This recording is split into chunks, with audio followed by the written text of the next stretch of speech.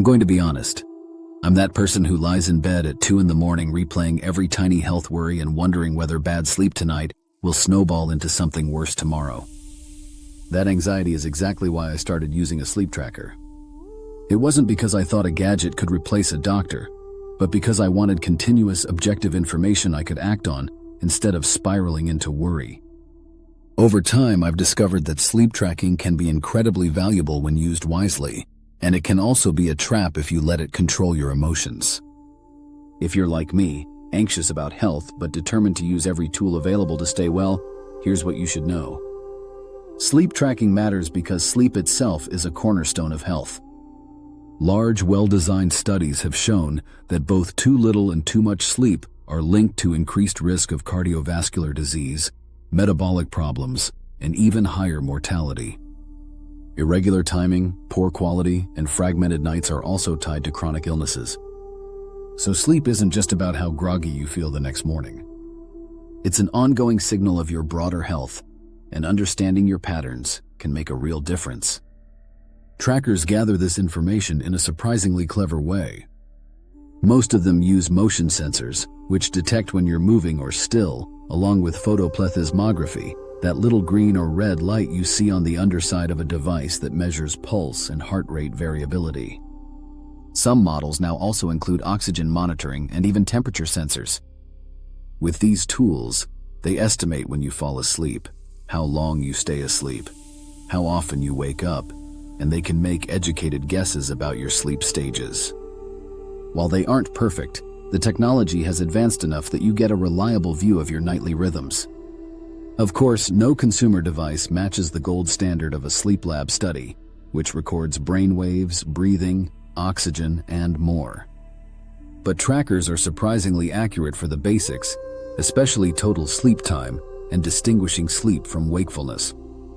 They stumble when it comes to breaking sleep into detailed stages like light, deep, or REM, but for trends and long-term tracking, they're very useful.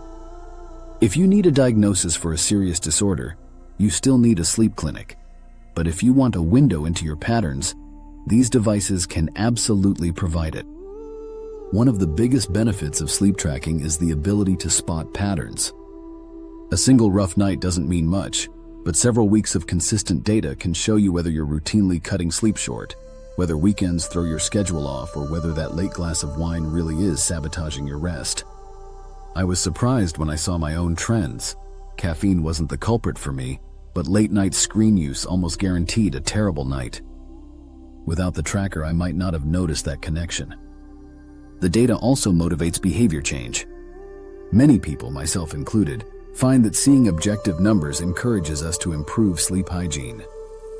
When paired with programs like cognitive behavioral therapy for insomnia, sleep tracking can make it easier to keep accurate sleep diaries and monitor progress.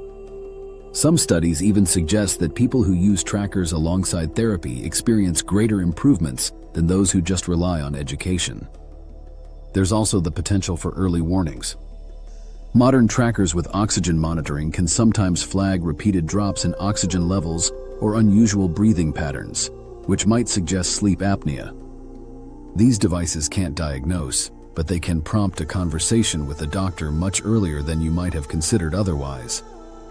For someone with health anxiety, that's actually comforting. Instead of guessing in the dark, you have information you can act on. It's not all upside though, and this is important. Trackers can overestimate sleep by counting quiet wakefulness as actual sleep, and they're still shaky on the finer details of sleep stages. Even more concerning for people like me is something called orthosomnia, which is when you get so focused on sleep quality that worrying about the data keeps you from sleeping well. I've caught myself letting a bad sleep score ruin an entire day. That's when the tracker stops being helpful and starts feeding the anxiety it was supposed to calm. Choosing a device depends on your comfort and goals.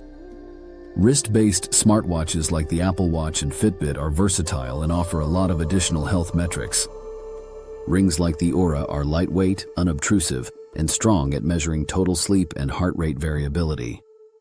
Bedside or mattress-based devices such as those from Withings or Google avoid the need to wear anything at all, though they won't capture naps or daytime rest.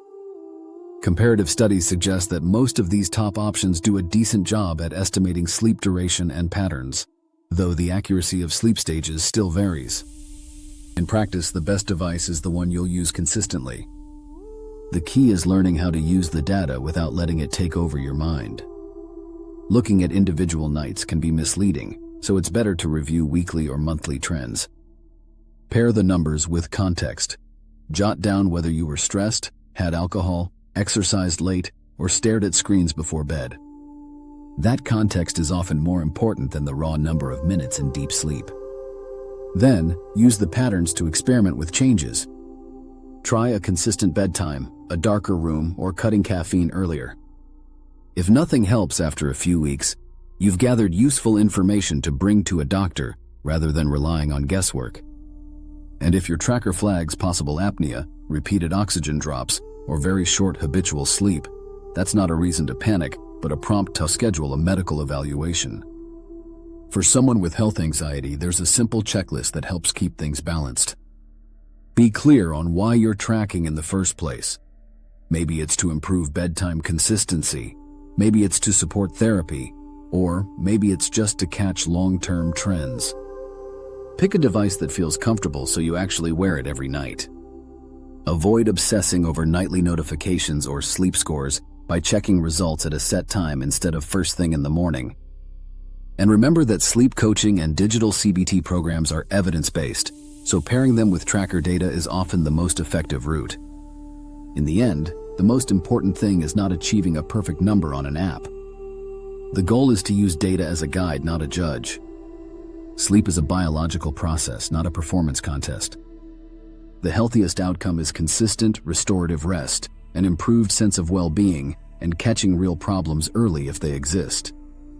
For people like us who worry about every possible health angle, a tracker can be a tool that channels that worry into constructive action, as long as we remember that the numbers are only part of the story.